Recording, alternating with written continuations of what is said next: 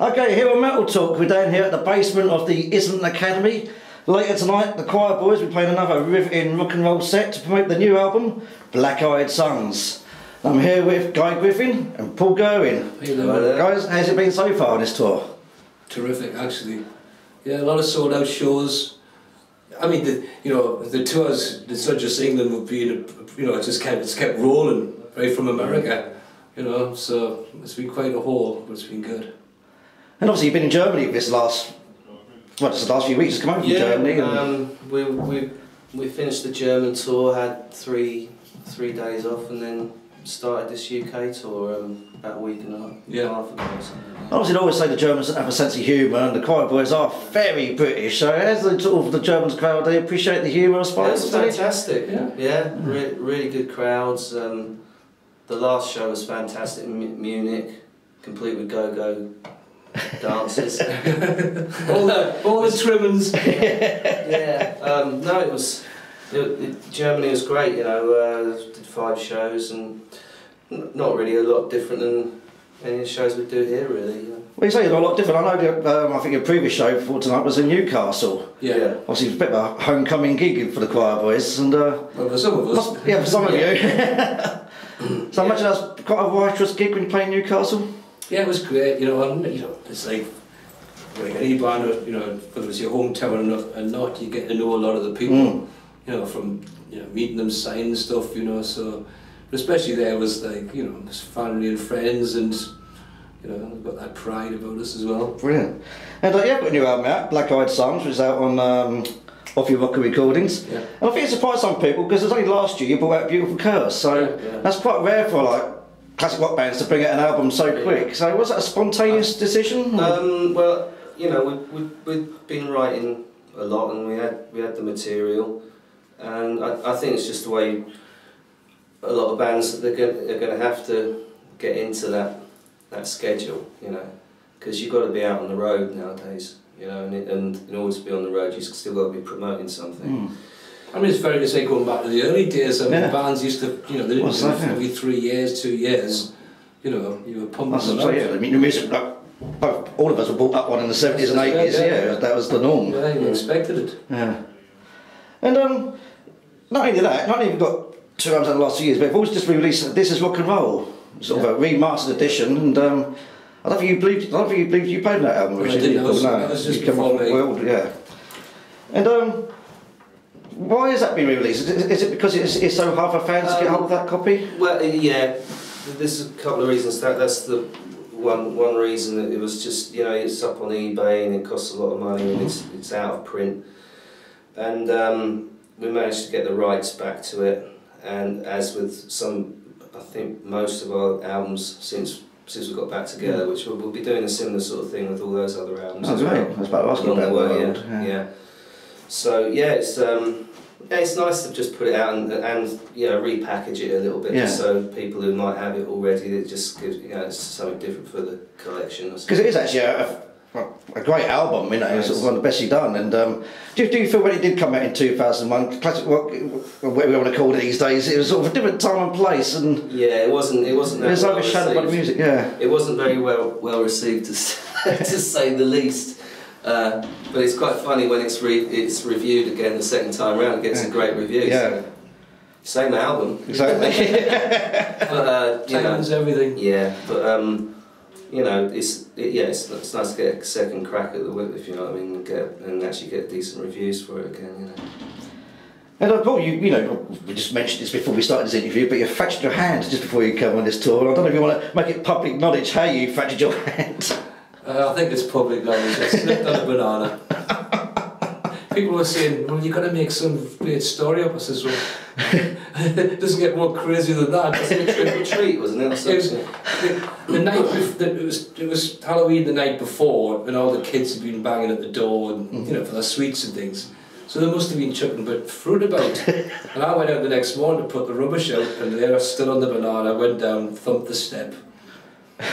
There you go. Here we go. So, well, Halloween horror. And has that affected your playing on this tour? Well, I hope not. I mean, it's been pretty painful, especially when I laugh. I mean, I've got through it, you know, it's strapped up, it's just about bumping, it's a bit sore, but Excellent. nothing cancelled. Great, that's what I like to hear. And this year the Quireboys actually celebrating 30 years, which is absolutely amazing, you know, and obviously I think you've been in the band about over 10 years now, and Guy, you've been there since 83, I believe, was it? No, no. But 88, 89 or something. Yeah, I'm sorry, we all get lost in time. More than, still more than a life sentence. Been out of jail by now. And what's been the most memorable time for you in Quireboys? Well, you know, I mean, right now is quite sort of gratifying because we put a lot of work in, and you know, it is kind of starting to, it's paying off, and you know, and bringing in different management, good management in, and PR people, that sort of stuff's made a hell of a lot of difference.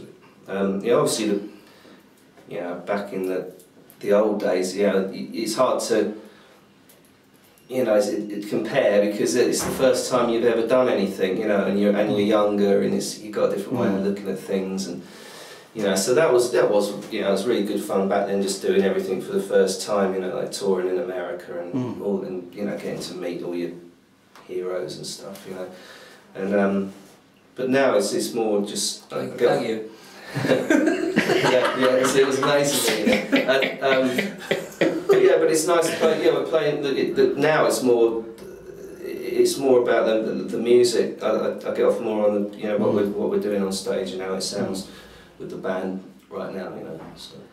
I suppose for you, Paul, like I say, you've been here since well oiled. Yeah, I mean, I've actually been in the band 12 years, but I've been around the band since, you know, when Bit of What You Fancy came up, because on those big tours, my band, the Red Dogs, were opening up for the Quireboys. Yeah. So there's been a long connection, you know. Now I made a record with Spike just before I joined the Quireboys, Treat Me Alive. So there's always been, you know, we've always been friends. So. Yeah, and it's like the success of the Quireboys is sort of come full circle. Like I say, you've ride the tide of grunge and everything else, and now you're one of the most well-known, most well-liked bands in the British rock scene. Yeah. Yeah, it's you know, like so, it's just nice to come through all that, you know, and we've always believed in what we do. You know, we still enjoy the sort of music that we play, and it is kind of, I always felt it's kind of like timeless music. You know, even when we did it, the first album, people was, you know, saying, oh, it sounds like it's from the 1970s or something, but you know, it's stood the test of time, and I think all the stuff we're doing now is just as strong, you know, or even stronger, some of it maybe, you know. And let's talk about the drummer syndrome. I think Spike made an interesting statement the other day at some gig, and he said it was something like 29 drummers in the band. That's almost a drummer for every year of the band's existence. Yeah, Spike, it does, you know, he likes to embellish it, right? I'm not. I mean, if you added it all up since the beginning, there's probably not a hell of a lot more drummers than a lot of other bands have. But just because he's highlighted, it's become a part of the whole. It's probably 10 or 12. But if you know, put that over a space of 25, 30 years, it's not bad, guy. I just wonder when the tour ends, there's like an ejector seat by the drum. Well, not with this one. Yeah, we've got. I think, you know, as far as we're concerned, we've got a keeper here, Dave. He's fantastic. So you know, so hopefully we can, you know, have him involved for as long as possible. You know. Well, he made the point it's the 30th anniversary tour, and he was only born 25 years ago. It's quite funny. And I think what surprised a lot of fans, it certainly surprised me, and it made me look at you in a totally different way, was the Halfpenny Dancer album, and especially the live dates, because I saw it at Jazz Cafe, and you know, it was a fantastic, you know, string quartet, and there's brass section and everything. And did you feel that yourself, that you were taken more seriously after that album? I personally do. Yeah, probably. I think it proved a point that, you know, these songs can lend themselves to more than one situation with a wall of marshals and, you know, all of that, you know. I mean, you know, you can let the songs breathe. It's fun to do them live. I mean, we just did earlier this year. We did an acoustic tour, which wasn't with all the bells and whistles like that one, but it's just stripped back to just the four of us. and it was a really successful tour, and it's fun just to play songs that you never get to play in the normal set. They just don't lend themselves to the set, or there's not enough time in the set to squeeze everything in. So it's not only did you interpret some of your own songs, but if you write cover versions in there, you know, like Leo says, "I Can't Stop Loving You," which I thought was actually brilliant, you know. Yeah, thanks. So, we're hoping to be recording again in January or February and doing a similar, excellent, not similar, but you know, acoustic sort of album. Brilliant. Plans are afoot. Yes, good. And you are a busy boy. It's not only sort of doing this current tour at the moment. You sort of Quireboys taking a month off. You're going to Spain, but in between that, you're touring with Joe Elliott's Down N Outz. Yeah. Obviously, you're very part of that, you know. Yeah. So. Well, we finish this on the 30th, and we start on the 1st. And just we finish in Bristol, and then we start in Bristol. So we're rehearsing in Bristol. So it's some of the venues are the same same venues, but obviously it's a very different thing, you know, and it's fun to do. You know, so it's more it's a challenging thing musically as well for us to do, because it's a bit different from Quireboys. And obviously it's sort of Joe Elliott's baby, and obviously the idea of people still not aware of what Down N Outz are, it's sort of the songs of what the Hoople family tree kind of thing. Yeah. And obviously you must be big fans yourselves, are you? Well, yeah, that's why we were sort of kind of put together really with Joe. It was, and it's funny, you got two sides of the coin. You got Def Leppard, Quireboys, very different bands, but they still are taking the influence from that era and from what the Hoople and all that, you know. So it was a fantastic thing, and it was all by accident in a way. You know, and the thing is, well, some of the songs he's presented to us, I mean, I wasn't that familiar with them. You know, so you're quite connoisseur, really, to know him. No one's a biggest fan as he is, and he's a musical expert on, you know, he knows the B-sides to the B-sides and whatnot. So that was great for us. It opened a whole new thing that we probably, like the point was trying to make, is he's trying to just bring these songs back to people who aren't familiar or were familiar and forgot, etc. And also the younger generation as well. Yeah, I guess so. Yeah, you know, he says, you know, he wanted, you know, they didn't deserve to be buried. Yeah, well, especially in America as well, where it's done really well. You know, I've had some #1 radio hit over there. Yeah. So, and those, especially on the first album, those songs weren't that well known in America. So they're sort of, you know, some of them anyway. You know, and that's the first time they're like a new song, really. And obviously being on tour with Joe Elliott and sharing a dressing room, what's the difference between sharing a dressing room with Joe Elliott and Spike? Two different characters. You know, every singer's a bit different. You know? Yeah. I mean, Joe spends a lot of time, you know, like on his own warming up before a show. Yeah. You know, because that's just what he does, especially with Def Leppard, you know, the arena things. That's his thing. Yeah. So the hour and a half before the show, you know, to see him because he's doing his thing. You know, we're just doing our thing. But you know, he's a great fella to work with. Yeah, he's a good egg. Good. And then obviously, you know, Down N Outz is sort of more Hoople, but if you had a choice of a band's repertoire, you could be in a band and do a similar sort of thing, who would you choose? I'd probably do an Elvis set myself. Not really Charles. I'll be predictable and say the Stones, I guess. Or Bowie or something, you know.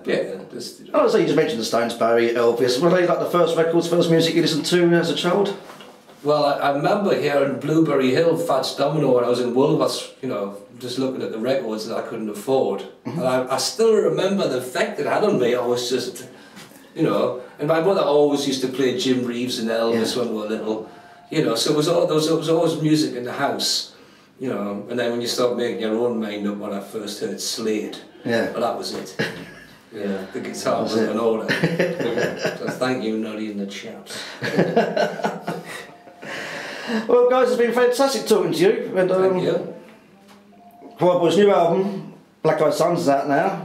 You can always hear these two guys on from the further adventures of Down N Outz, which is also out now, and you can see on tour again in December. So I look forward to that. We'll be putting those heads on next week. Brilliant. All the best for the future. Nice talking to you. Thank you. Cheers.